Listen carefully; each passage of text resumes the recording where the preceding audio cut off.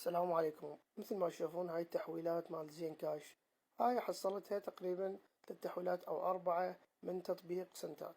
كيف تحصل هالمبالغ وتحولها لمحفظتك الزين كاش على رقمك؟ تابع الطريقة. طبعا مثل ما تشوفون هذا هو تطبيق سنتات. تروح تحمله، تكتب تطبيق، هذا التطبيق تكتب اسمه أو تكتب سنتات يطلع لك مباشر وتحمل التطبيق.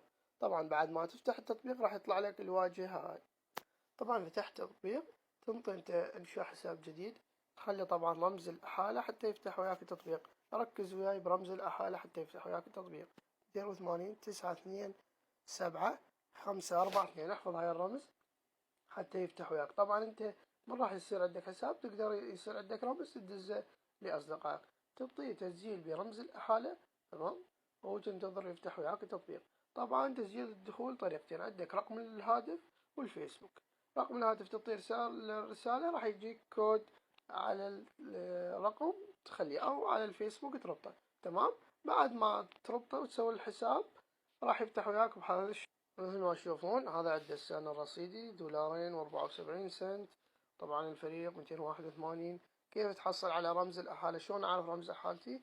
روح على هاي، هذا الرمز كل واحد رمز خاص فيه، وتدزه لأصدقائك راح تربح أكيد منه. طبعا كيف أحول زين كاش؟ تروح للتحويل وتروح على الكاش وتكتب النقاط. إذا عندك نقاط تكتبها هنا، تمام. مثلا لازم هو أقل شي 20,000.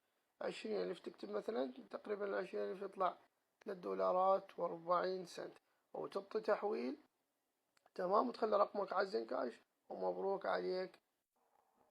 طبعا هاي 20,000 تعطي موافقة للكاش. طبعا بالنسبة للحساب البنكي، هنا رقم الحساب البنكي والاسم على البطاقة، وهنا الCVV وتاريخ الانتهاء هاي خلف البطاقة. أما زين كاش طبعا هنا تكتب رقمك بس على زين كاش وتقدر تحول بكل سهولة. أما كيف تحويل للأصدقاء إلى صديق، تكتب الإحالة مالته هنا وتكتب عدد النقاط ويتم تحويل النقاط إلى، وهذا كل شيء يخص التطبيق. اما كيف تحول تستلم رصيد، تروح على المتجر. طبعا هنا راح تطلع لك البطايق 5 10 مثلا. هاي ال5 مثلا تختار البطاقة هاي من ال5 وتكتب هنا رقمك، ومباشرة بعد يومين 3 او اقل شيء، يعني هو يوم، دائما يوم ويوصلك، تمام.